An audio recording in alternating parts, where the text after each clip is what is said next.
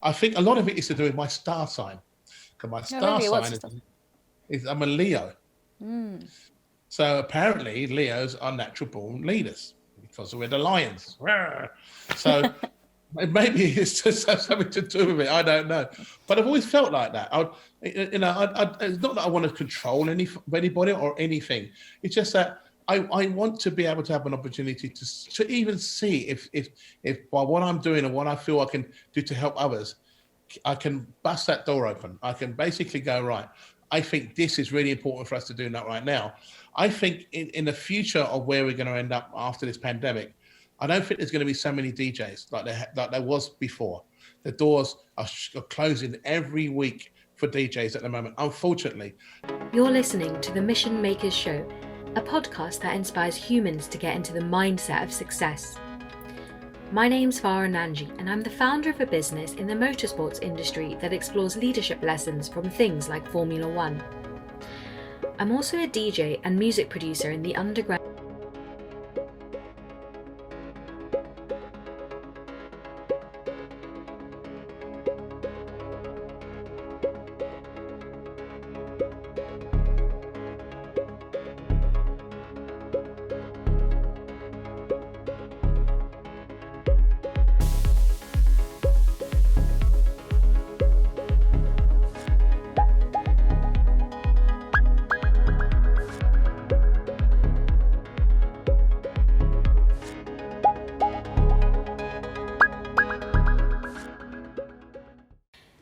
Hello and welcome back to the second part of our interview with the one and only Carl Cox.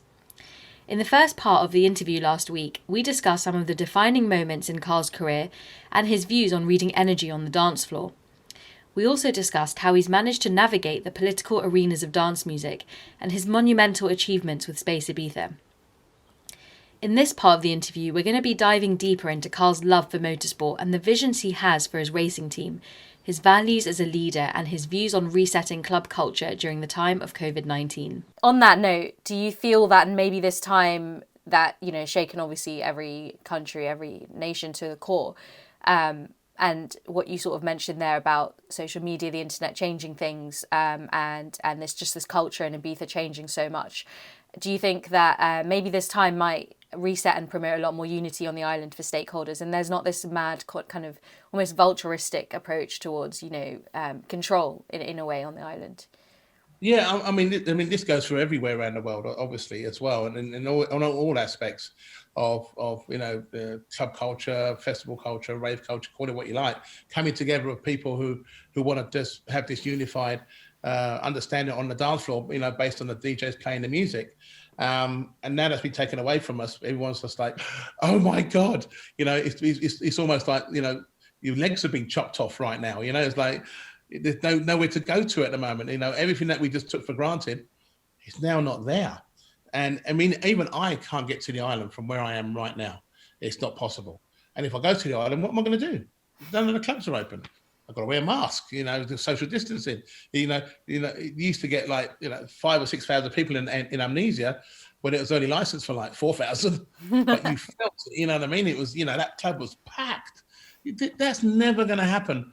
It will happen eventually, but right now, the government and what we feel, how we feel around the world, it's just, you just can't think of anything worse right now. We can and we'll get back to this at some point. But in this pandemic, of which we're all experiencing for the first time in our lives, I never saw this pandemic coming. I never braced myself for something that's going to make my career fall off a cliff. Because for 40 years, all I've done is share the love of music to everyone from a very humble beginnings to get to where I was at the pinnacle of any DJ success. And then in one fell swoop, it just went wee. And I'm still seeing it falling. I'm just like, blimey. Is anyone going to catch us at any point? Maybe sometime, 2022 maybe. Who knows? But we want to just basically stand fast, try and do what we can to try and get back on to where we would like to be. But it will change. it will be a different place. It's almost like the Great Reset. It's almost like we have to now adapt to the new world of where we're living in, and how we live in it right now. Every single time we go to a restaurant, you have to pick up your mobile phone. You have to go to the old QR code. You've got to put your name and address, your number in there. You've got to put your friend's name in there. Your friends go, oh, no, they're telling me. You have to tell them, because if you do have the virus and you give it to someone else and they got the virus and they go off to Tesco's or something at a petrol station and a friend's house party, you've got to be traced. You've got to be stopped. This is the way we're living at the moment. And there's a lot of people who don't like it at all. And there's a lot of people who embrace it because we just want to move on from this. So we are in really, uncharted waters with all of this at the moment. But we just have to basically carry on to doing what we love to do. And I'm just carrying on doing what I love to do. And talking to you today, share a love of music, giving you my stories, my history of who I am and what's got me through everything. Unfortunately, in this pandemic, my father had died. And I was basically in this very chair that I was sitting in, watching my dad's funeral on YouTube, because I couldn't get to see him at any point. The only thing that really got me to celebrate my father's passing was that I was able to share his music on Cabin Fever, which went out to the rest of the world based on the reason why I'm here. Is one of the reasons was because of him. Now, can you imagine how hard that really was after everything that's happened to me as an individual, that I had to endure that as well? And the only way how I could feel that I was kind of transcended into a situation of where the music is keeping me strong to continue to do what I do to where I am now, because of that moment, was incredible test of my own mental state of mind and my own stamina to continue to do what I'm doing, and to get people to understand that this is not just happening to them, it's happening to all of us at the end of the day. Yeah, I mean, God rest his soul. I'm really sorry for your loss, Carl. And it's really tough to be in this time where you cannot be there physically, and you have to be alone in that grief as well. Physically, it's really, really tough. And I do think that moving in the future, that people will have a lot more gratitude for these spaces, and they won't take it as much for granted, and there'll be a bit more of a respect, hopefully, as well, on the dance floor. So switching gears. Yeah. Switching gears a little bit, on the topic of motorsport, of course, you have now had the opportunity to kind of go back and explore this childhood passion on a much deeper level, and you've achieved a lot with Carl Cox Motorsport in a short space of time. I'd love to know what's your ultimate long-term vision for the team, for the company. What would you really like to achieve with it? And that, again, with setting up this company, or the idea that you got Carl Cox the DJ and Carl Cox the rev head. You know what I mean? Wakes up and puts petrol on his chin after he just had a shave. People don't understand it. My passion for cars, motorcycles, racing is as strong as it is for music. The passion of it.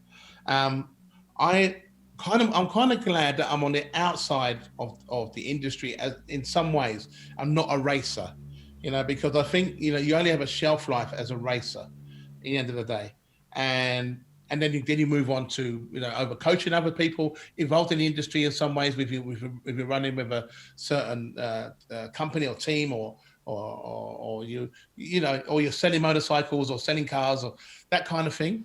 I kind of didn't want to be in that position. I wanted to be kind of like the jack of all trades, when it comes to racing or getting behind something that I enjoy and what I like. And what I've highlighted so far by when I started was sidecar racing. Now, the thing is, every time I was watching, when I first saw sidecar racing, I was back in the late 70s into the 80s. And my friends of mine, we were going up to Brands Hatch to watch some bike racing, Barry Sheen, whatever, back in the early days, and in the middle of that, they had sidecar racing. So it's two guys, or one guy and a woman, or two girls, and you got one bike, and the other one's hanging off the bloody thing, going in the corners and thinking, yeah, it's nuts. Wow, you really need to have some synergy to do this, because this is nothing like I've ever seen. You know, me and sidecars was always like a George and Mildred type thing. You got this sidecar, and you got Olive, and I'm not sure if you know about George and Mildred, but anyway, it was a comedy program that came out years ago, and that was the sidecar. And it was like this little kind of bullet shaped sidecar and this old motorcycle, and you know, poor old Olive would be sitting there with the rain and the wind going in her hair, and he'd be on the motorcycles taking her around. And the time to get in a motorbikes like this, but with a sidecar. It's the size of a car. So when you're racing these things, you've got to give yourself wide berths to get round or to pass, all this sort of stuff. And you've got to take care of your passenger. You can't forget that he or she is there. Yeah. So the skill set for that, I think, was a lot more. I felt was endearing. You know, when you've got a solo motorcyclist, they're like this. They're on the bike. They pass close. You know, it's kind of gladiatorial, but it's awesome. But sidecar racing, if you touch each other, it's you're done. So you know, someone's going to get hurt. So I always felt that there was a lot more gutsy for sidecar racing. I really enjoyed sidecar racing, and then I started to watching sidecar racing in Isle of Man TT. And I've just literally had my eyes like this. They're like, I'm like, you know, because it's so low, so close to the road. And and because it's got three wheels, the front wheel's like trying to steer, and then you've got the two wheels at the back with the passenger trying to get grip and shift the weight over the tires just so you can get a good drive. I mean, that's nuts, and absolutely flying, you know, down those roads. But I got really into it. So I live here in Melbourne, Australia, and in New Zealand they do a lot of sidecar racing there. And a friend of mine at the time said, "You want to support, you know, a local sidecar team called Smith and Shorter Racing?" And it wasn't a lot of money for me at the time. I think it was like £3,500. They just needed some tires, some oil, some you know, for fuel, some entry fees, and that was it. And I'll have my Carl Cox down the side of the car. I've just thought, I can't have DJ Carl Cox on the side of the car. It has to be related to something that I really like and it can be associated with. So that's how Carl Cox Motorsport was born, through sidecar racing. And then I said to myself, I'm never going to support solo racers because I just can't do it. You know what I mean? I don't want to see them come off or anything. And I've got to tell their family and friends, you know, oh, I'm sorry that they got injured because they were racing for you, kind of thing. I can't do it. So you know, with the sidecars, at least, you know, they get out of them and they're fine. But anyway, it didn't go like that at all. So I basically had here in Melbourne, Australia, we have a racetrack here called Phillip Island, which is amazing, and we do historic bike racing here. So I'm fulfilling my dream of all the bike racing, all the bikes that came out in the 90s and the 80s, from a classic historical point of view. That I get to float my boat, knowing that these bikes are still being ridden in the way that they were back in the day by people who are still enthusiastic about racing them. So, excuse me. So I am, again, built this race bike, a GS6R 1991, and it's a 750. And take some water. Excuse me. And we have a rider called Michael Neves, who's a test rider for Motorcycle News in the UK. Flew him over to ride the bike for me, and the first time he went out on my race bike, became third in the overall race for the weekend. So we actually got the cup here and everything.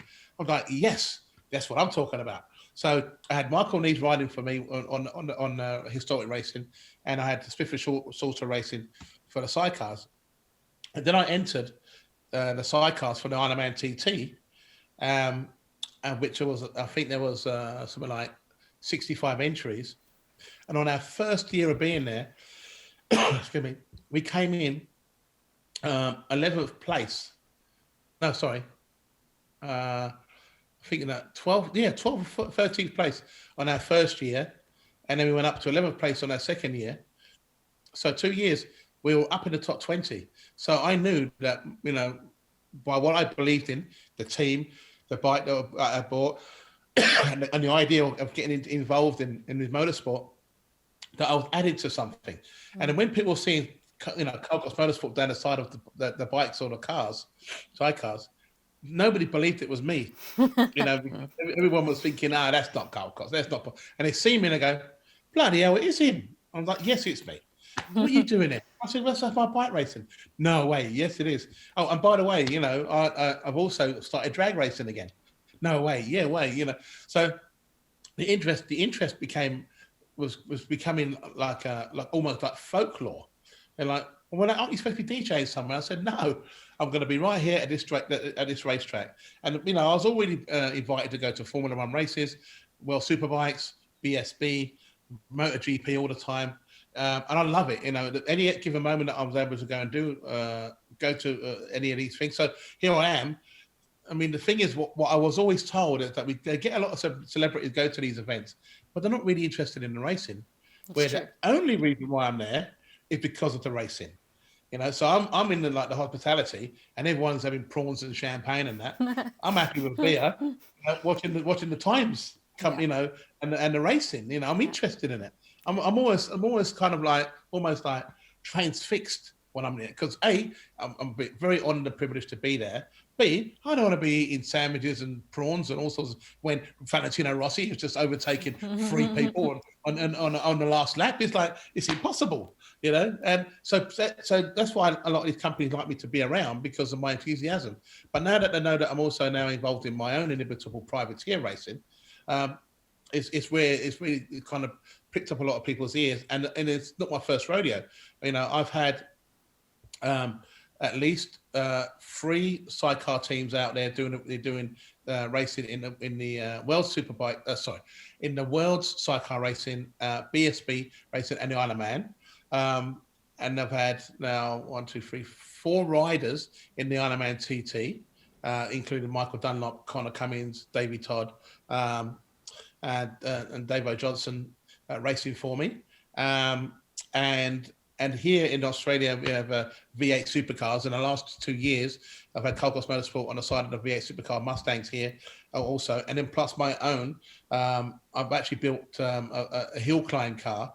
Nice. In the shape of a 350 GT 1965 fastback Mustang, which looks awesome, is awesome, and sounds amazing going up through the woods, and that's me.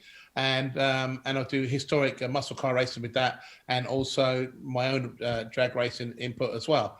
So there's a lot going on around me by how I started to where I've kind of ended up.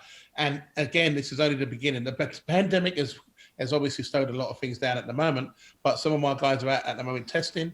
I'm going to be testing my car anytime soon now to get back out. The last time I was in my drag car was a year ago, so I'm going to be a little rusty when I go back out for sure.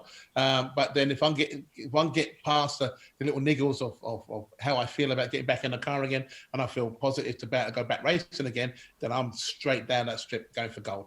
So it's the passion for it is a lot deeper than I thought it was ever going to be. It does cost a lot of money. I do need a bit of sponsorship help, on which we're actually collating at the moment, and hopefully that will keep me and everyone around me, you know, there or thereabouts when it comes to representing Calin Motorsports.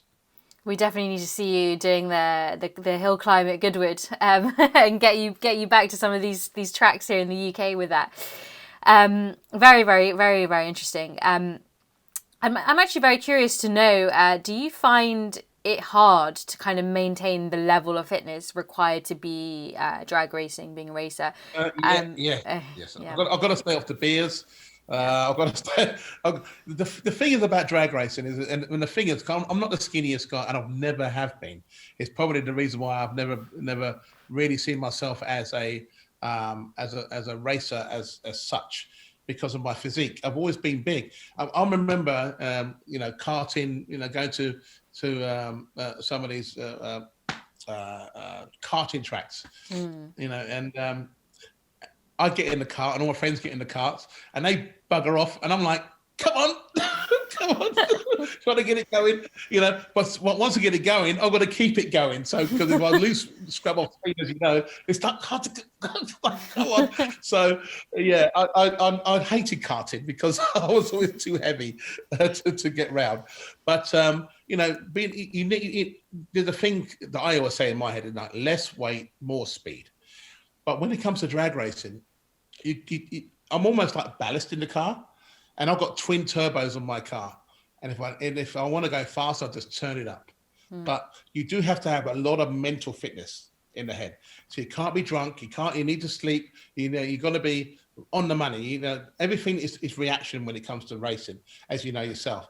And if you lapse it in any way, shape, or form, it's going to go really bad, real hard, real fast, real quick.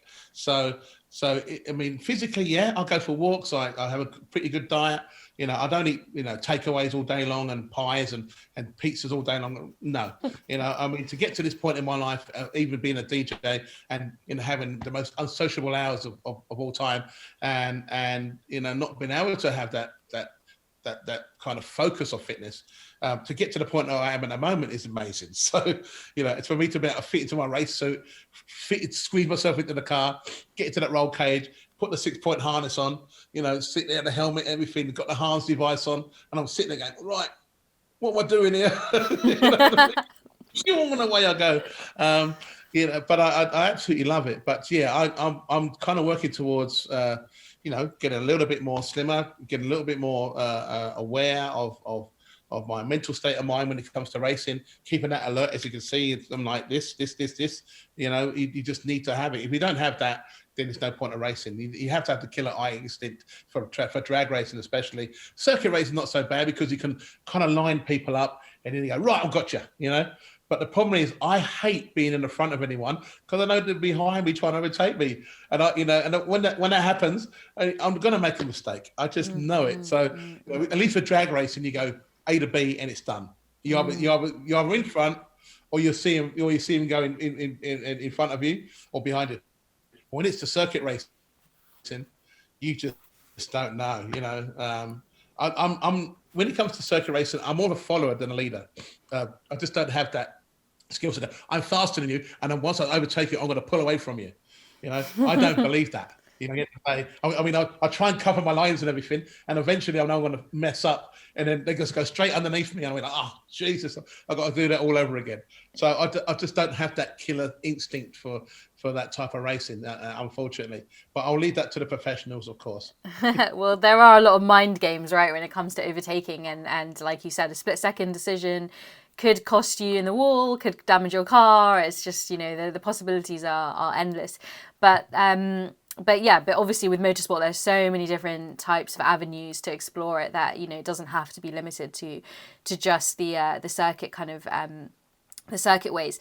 Talking about the mental capacity in motorsport, do you find that, do you listen to music before a race? Does it help you? What kind of music do you, if you do know, I see you shaking your head, so that's a no.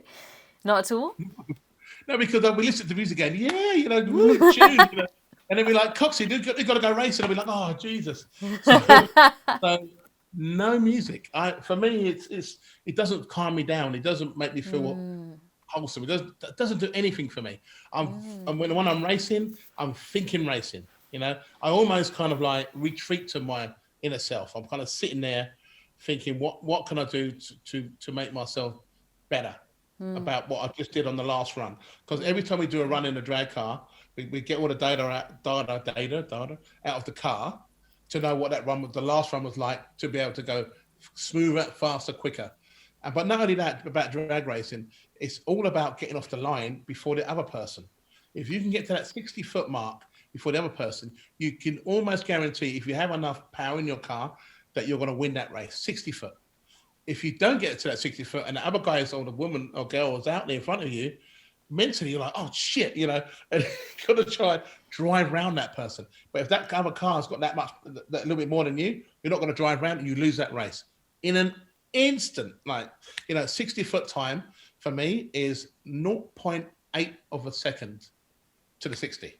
Yeah. So as soon as that light goes, as soon as I let that button go for my trans brake, which is holding the car on the line at full boost, as soon as I let it go, that 60-foot time is 0.8 of a second. You could either win or lose that race. So you really have to have a mental capacity and a killer instinct to cut that light. Now you have a reaction time on light cutting. The least I've got down to at the moment is 0.14 seconds. Nice. But if someone else had cut the light at 0.003 or 4 or less, yeah, straight even before the 60, you've lost that because it's called sleeping on the line. Yeah. So I have this this app on my phone where I can just, With the red lights. That's quite jokes. So people can see, they can see, what's he doing?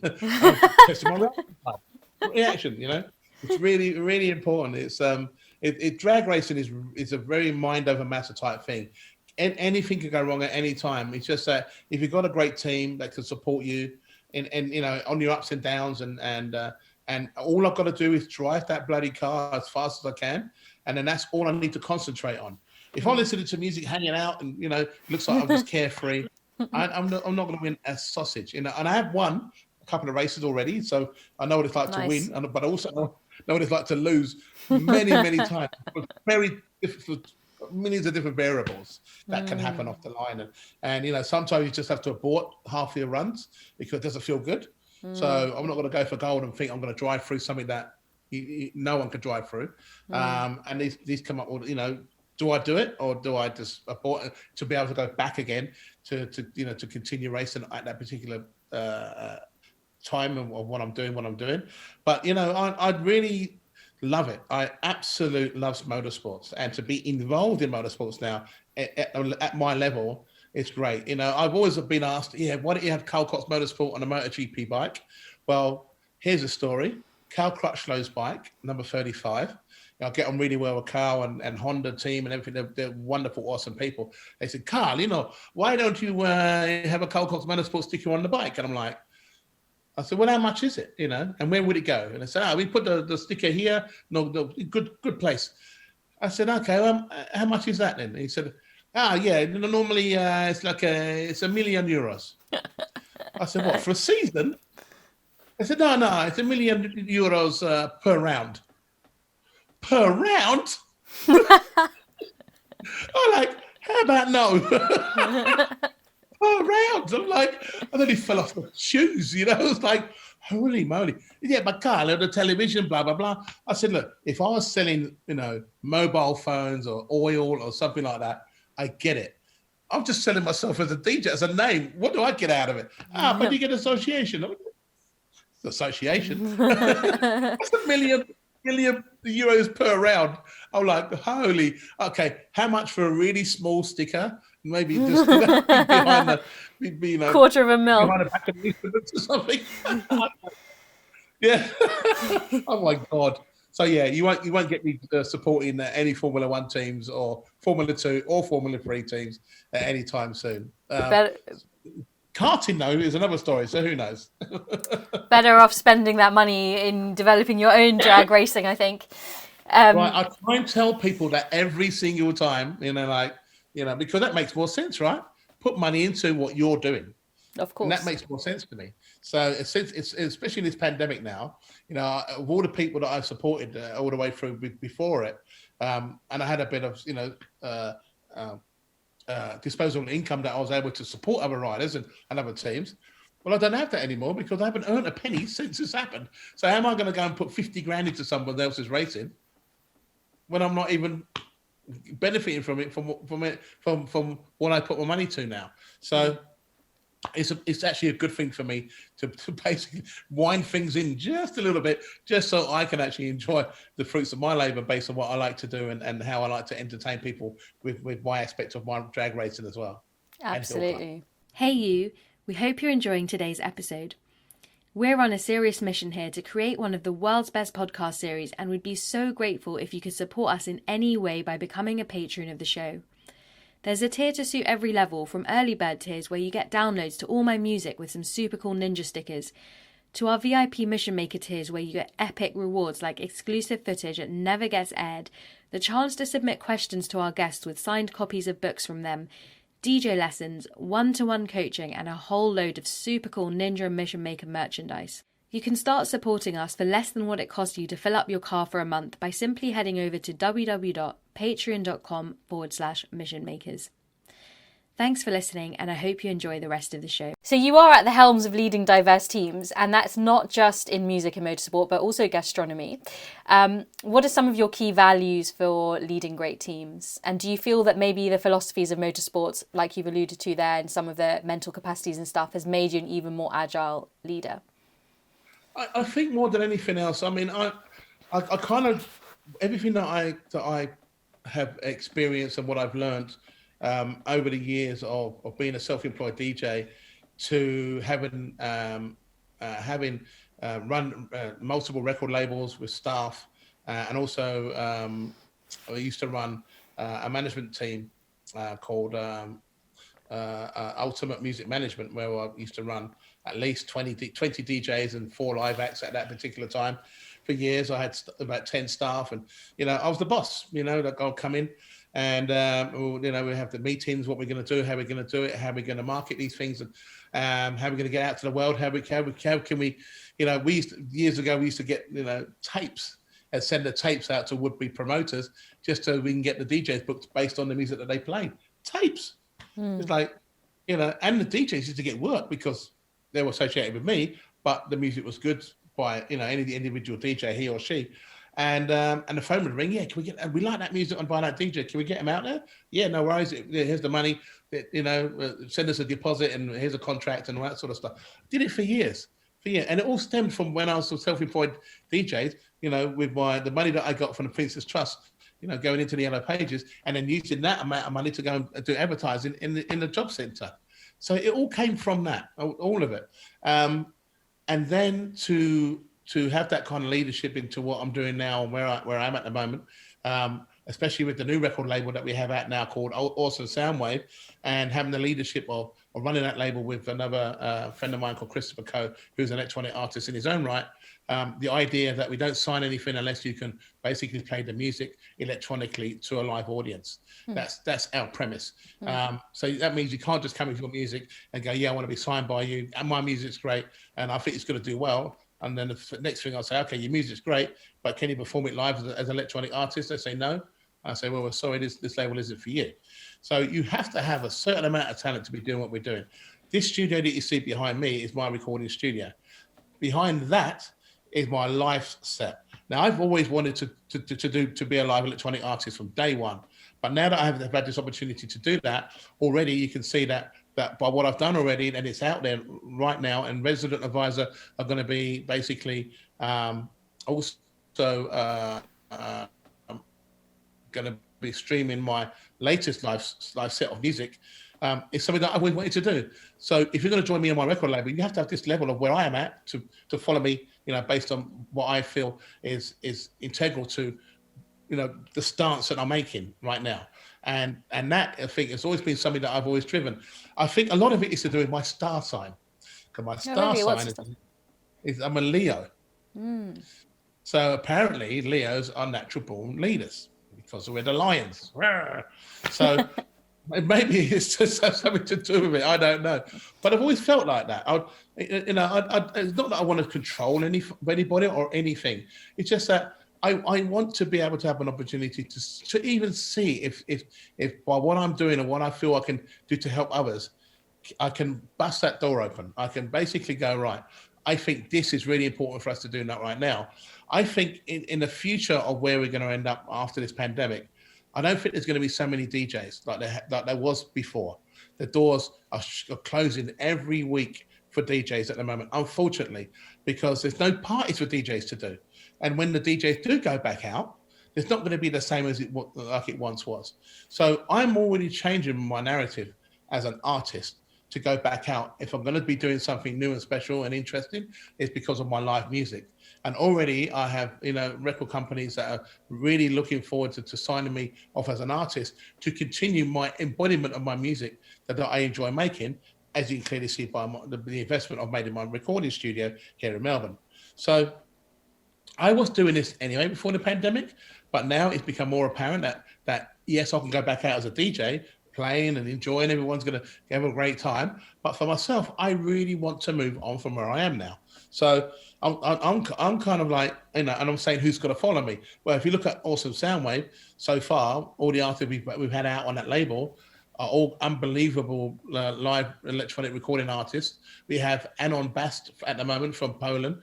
Her music is just wonderful. At the end of the day, you know, I've never heard anything like it, in the sense of the sound of what she creates is amazing. You can hear that music, you know, right now, if you choose to find it. These are all the things that I believe in. These are all the things that I feel that I feel compelled to do. I have my record Intech record labels. Intech's been running since 1999. We've put out some of the most seminal techno records or tech house or electronic music over the decades, and I really feel proud about that. Myself and John Rundell, who's also a great DJ and a great producer in his own right, we managed to get that label to the top. Now, the thing is about Intech Records is that the leadership comes from me.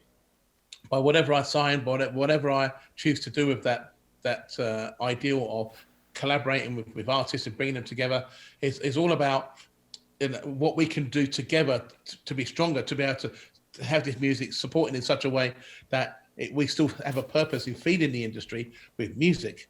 So, you know, I do have this record label sitting there, but I also have another record label called 23rd Century Records, which was basically all about just me putting out club tracks. And I've resurfaced that label again. And the club track that I put out, which was over about 4 months or 5 months ago, a track called Pure. And as an inimitable track by me. And I've just had remixes done by a collective, remixes by Brennan Gray, Renee Zonnerfield, and nice. And these guys have been just slamming this track down, and I've been basically playing it before the pandemic, and that all kicked, me having that record playing out to a live audience. So you hear that music in the cold light of day, and you either like it or you don't like it. It's as simple as that. Where before, you kind of, if you see what he could do on the dance floor, that gave me the opportunity to go, of course, okay, that works. I like that track. I may follow it, copy it, or just buy it and enjoy it. So, you know, we're having to push even harder now, based on what we like to still, you know, support, and also still have the music still reach you based on what we're still creating. But for me, as an individual point of view, I have a burning, passionate desire to keep that fire burning, just keep getting that music out there, still support the artist, try and do as much live streaming as humanly possible. Just keep your hand in. You know, yes, I know we got old techno and it's all classic and it's fantastic, but we got some really amazing new talent coming through, which I just cannot ignore. Is the reason why I started Awesome Soundwave record label in the first place. That's amazing. I think, you know, Carl, what really stands out for you as a leader is that you love to empower other people and you love to nurture their talent, and that is just an amazing thing, and particularly now, you know, with the times, but also not losing the quality and the vision that you have as well within it, which is obviously so important. So going into your daily routine, do you have any non-negotiable practices that you have to do every day to sort of to keep, you know, yourself healthy or just mentally, you know, happy? I think more than anything is, you know, I do have a routine of you know, getting up in the morning, brushing my teeth, looking myself in the mirror. Do I have a shave? And don't I have a shave? You know, having some sort of breakfast, deciding what to have for breakfast. Do I go for a walk? Do I not go for a walk? That kind of thing. I mean, my life in the last year has been all about that. Where before, I was flying here, there, and everywhere, you know. And then I knew that next week I'll be going to Spain. Next week and then the week after Italy. After that, I'll be Germany, then Prague, then back to Spain, then the UK. And then I was like, ding, ding, ding, ding, ding. I didn't have time to think about what the hell I was doing in the morning. I just had to get up and go. And then interviews. Then I'll be in the studio, and then I'll be making some music on my laptop. And then and then eventually I'll be riding my motorbike through the countryside, and that kind of, I'll be take my RS GT3 Porsche, around Goodwood, and that, my life before this happened was just like, it was just crazy. But I would be there on everything that I choose to do, 100%. If I'm going to Prague to go and do a Carl Cox Pure festival event in Prague, I'm there 100%. for the people, for my reason of why I do what I do, and the hope that the people, that come and pay the money to see me play have the very best time possible, and they do. So, my life is completely understood in that point. But since the pandemic, that handbrake has just gone, smoke pouring out the back, and it to a full stop. And I've been living in this house for a year. So I've had an absolute normal life. I've been going to bed. I've been getting up at like 7:30, and then going to bed about 10:30, 11 o'clock every day, even since the lockdown. But then my life has been about what you see behind me, my studio, what I can create, my streaming shows. I've been doing a lot of remixes at the moment as well. For Deadmau5, did one called Pomegranate, a track with Pharrell. Just finished a mix with Sophie Tucker called Drinky. Just be basically just making some music for a company called Danzan, and I've just done a theme tune for their football team that they're having in Spain. In fact, it's an Ibizan team, and they're doing this documentary, which I wanted theme music to do, and they asked the king of Ibiza, me, to do their track, and I've just finished that, and they're very happy, and they want to take it further, and all this sort of stuff. I've been very busy with this, and my idea was to keep DJing and do what I do, but also to have the ability to utilize this studio in a way that if I do have an outro, that this would be it. Well, that outro has come up a lot quicker than I thought. So here I am. I mean, with where I am, but actually because I've been doing this, a lot more has happened, especially through social media and the media as a whole, in the point of the interest of what I'm doing and how I'm doing it. And I have to say, I mean, I love cooking, and I've done a few cooking shows, and growing my garden was just epic because I've never grown anything before in my life. I normally plant things and die off, but I've been planting things and they're growing, and they're like, I'm just nurturing them, and they're turning up. Beetroot and broad beans and chilies and potatoes and all this. I'm just like, wow, if you put your mind to it, you could really. This thing's going to really happen for you. So I've kind of almost turned into a homebody, but also missing the scene at the same time. But at the end of the day, I feel that I can't sit here and keep pining. I have to do something about filling the void or the gap of which we're not filling at the moment, and may not be able to fill for quite a while. So, me and my music has been the very thing that has kept me very busy, in the sense of me getting up in the morning to basically do all this stuff in the studio, and to be able to be creative as I have been in the last, nearly a year now. 100%. So we have a question from Neve, who wanted to ask you. You said a long time ago in an early 90s magazine that you can't DJ when you're 45, can you?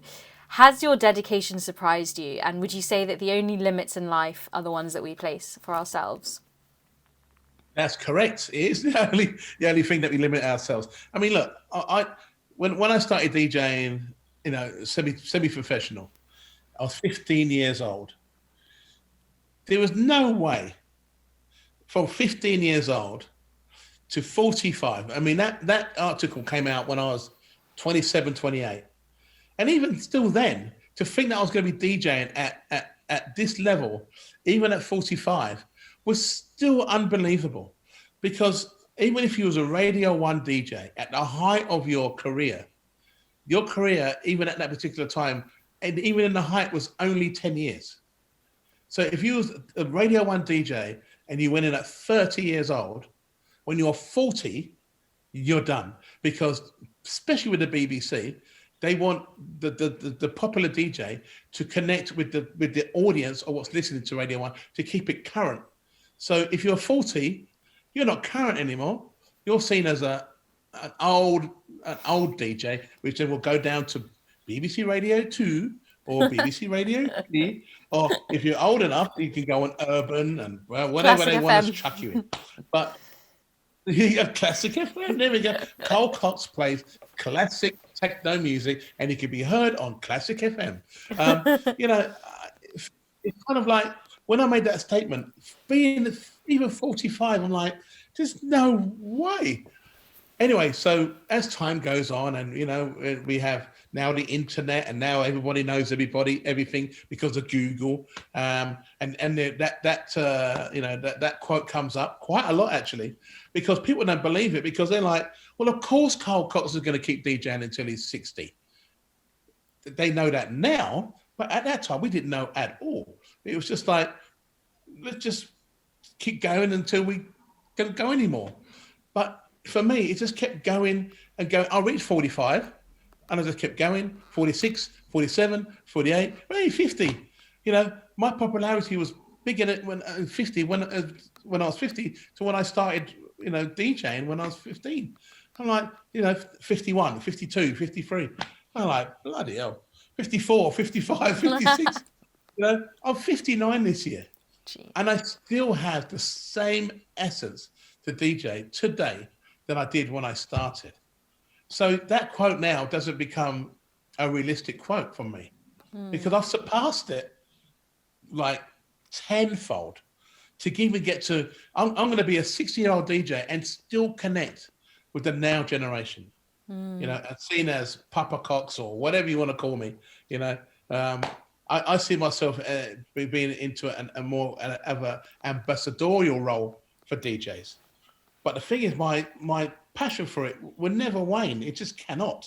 Not if it's not going to wane now, it's not going to do it at all. If I got to 45, I said, right, that's it, stop DJing, and then that quote would have been right, or I stopped before that. But it wasn't possible. Everything that was going on around me was just driving me to do it more and more and more. So it's amazing that people still kind of pick that up by that quote. But I think it's a wonderful quote, because I've just surpassed it more than anyone's comprehension and still going. It's like blimey. 100%. I definitely agree. And actually, another question that came through, which could be an interesting one, given what your experience has been like. How do you manage back pain through all this? Do you suffer from back pain? I know it's something a lot of DJs, including myself, get. And Charlotte asked this question as a fellow DJ, doing long sets and touring and all that stuff. How have you managed that? Oh, I see some sort of orthopedic cushion. Is that? Or yeah. It's a cushion. That's behind my back as we speak. Electronic scene. Yeah. And a public speaker on key topics like thing resilience, is, building high-performance I've always been a teams, physical person. overcoming learning difficulties, So when and I was stimulating labouring, creativity. scaffolding, And running to up tie and it down all with together, tubes I and poles, love writing on your shoulder, up thought-provoking the ladder, content down the as ladder, a journalist and in these then industries all which that, are so all that unique time, in themselves. On putting this all show, stresses I'm and sitting strains in down your with some bones. of the most But that's when I inspiring was and driven 18, people I've 19, met 20, around the 21, world to talk young about their enough, processes, girl bounce their back. failures, Then I the started lessons DJing they've in learned, and warehouse how they're parties, truly no table making an behind me, impact for this records on the world. floor. So you're bending down, choosing the record, putting the record up, playing. Bending down, choosing the record, putting it up, playing. And then at some parties, you had a table which was too low. And the party's going, so you couldn't get the table up. So you're bending now, and you're now playing the record. Oh, you're like this, or get that record. Oh, you're bending down. So the thing is, after about a 9 or 10 hour set, you're like, oh, geez. Yeah. Then the thing is, when you get older, your bones are not the same as they were like 20 or 30. I've been doing this for 40 years. So if I do get a little bit of back pain, it's justified. You know what I mean? Of course. At the end of the day, based on how much I put stresses on my body. A tennis player, has this thing called tennis elbow. And the reason why they get tennis elbow is because every time they go and play, they're like this, pow, pow. They're like, ow. And eventually they put so much strain on their shoulder that they can't play tennis anymore. Yeah. So DJing is the same when it comes to back pain. Everyone gets it because of what you've gone through. These days now, I have to make sure that the table is at a certain height so my back is straight. And I don't put records or anything on the floor anymore. I have the table behind me so my back is straight. And that's the only way you can get through this without having to take painkillers in any way, shape or form to get through. But yeah, I mean, the older you get, these things come up. Yeah, Definitely. No doubt about it.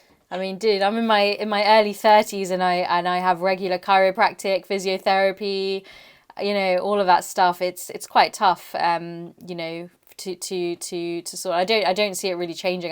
You do all these things, but it's just to keep it at bay. It's not to it's not to, you know, to ever stop. But anyway, I think these are the sacrifices you make, right? It is. So we've got our final section, which is a quick fire round.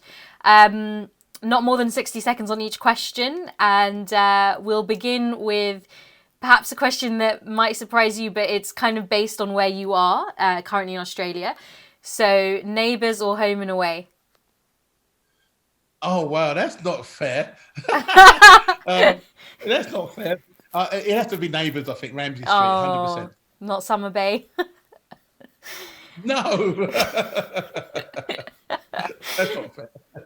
Okay, fine, fair. Why is it not fair, by the way? Because they're both equally as good. I like home and away and neighbours. They're both equally as good. But I think because I know the Minogues quite well, I have to go with the neighbours. Okay, fair enough. Okay, so we know that you love cooking. It was Pancake Day yesterday. Don't know if you celebrated, but if you did, what pancakes were in the mix by yourself? In Australia, they don't celebrate Shrove Tuesday. So I didn't make any pancakes. But if I did do any pancakes, it would be blueberry pancakes. I love blueberries. Nice. On that note, what's for dinner tonight? So today it's fish tacos, Mexican style. So and lucky enough, I just had them just now before I got to talk to you today. I might go back for one more tortilla after this conversation with you. Amazing. Who's faster, you or Nicole Mudaber? I know she loves racing as well. I'm faster. Come on, man. What? I mean, the thing is when Nicole, she doesn't like to be beat either, so she's not easy to beat. But I'm faster in a different way that she is. You know, she's a circuit racer. She's been driving, you know, really fast GT cars. I have a GT car myself, which is the Porsche RS GT3, which is absolutely amazing. But I have never raced a proper racing GT car like she has. But she's also never been in a proper dragster. So you know, it's but I believe I'm faster, and she'd probably tell you that she is. So We'll have to take it to the track then. What is the perfect ride to take to the club?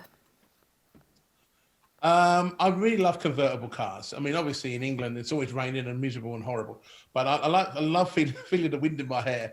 And if I drive to the club with the top down, that, you know, any convertible car. I have quite a few convertible cars. I really do enjoy having the top down on cars. So yeah, any car convertible, all good. Maybe a classic then. What song did Naomi Campbell request when she visited space? Can you tell us that? No, not really. You know, she came up to me and she's like, you know, I'm playing and everything. She goes, Carl, can you do a birthday party for me, please? Oh, you know, I really want to play a birthday. But I'm like, Naomi, I'm trying to DJ. I was like, let me talk to you later. She said, yeah, but is it my only opportunity to talk to you now and everything? I said, yeah, no worries. So yeah, she was never, no request for music. She just wanted me to play her birthday party. That was it. Okay, fair enough. And last question, Carl, is what is the best thing that's happened to you this month? I think the best thing that's happened to me this month is probably getting a recording contract, record deal. I can't tell you which company it is at the moment, but it's just amazing that I've been able to make all this music and still have an interest by a recording company to take me on for the next 5 years, making my music, and that happened yesterday actually. So the company that I was signed to 30 years ago has re-signed me 30 years later, and that is just such a humbling feeling to know that I'm still relevant in the music that I'm making and been making over the years. For that company to be interested in my new music for the future is incredible. So I feel very honored and blessed that's happened to me, even in these pandemic times. That's amazing. When can we keep our ears out for that release? Yeah, well, it's all happening. I think sometime next week it'll be common knowledge. Everyone will know that this has happened, and the company that has picked me up, and the company I'm really excited and happy by it. I don't think they've ever picked up an artist of my nature and obviously seasoned, but they believe that, you know, with my enthusiasm, you know, my passion for still making music and still getting out there and still feeding the industry, you know, they were like, wow, we can't believe that he's DJing as much, because I can't do both of the elements, but what I can do is really, you know, show you something special based on the new music that I'm now making and what people are very happy by. Amazing. Well, by the time this interview comes out, it will probably be everyone will know. So that we'll definitely share that on our end. Carl, thank you so much. It's been an absolute honor, privilege, mind blown, and thank you so much for sharing so much of your time and life and your journey with us. We are so grateful, and we can't wait to share this with our audience. That's absolutely fantastic, and it's been a pleasure speaking to you. And you clearly have done your homework, and thanks very much also for coming down to space, because it's hard. One thing talking about it, it's another thing experiencing it, and you've experienced it, so you know. Well, guys, it was an absolute honour to speak to Carl about so many things, and I hope he's left you with some great inspiration. You can only imagine just how excited I was to talk to someone who's been an absolute industry hero for me since day one of beginning my career in the music industry. We've got some amazing guests coming on the show this season, so be sure to subscribe to the show on Apple, Spotify, YouTube, and wherever else you listen to your podcasts. Thank you again for listening. You can reach out to me at Mission Makers or at dj.n1nja on Instagram. And if you're interested in supporting the show, don't forget to visit www.patreon.com/missionmakers.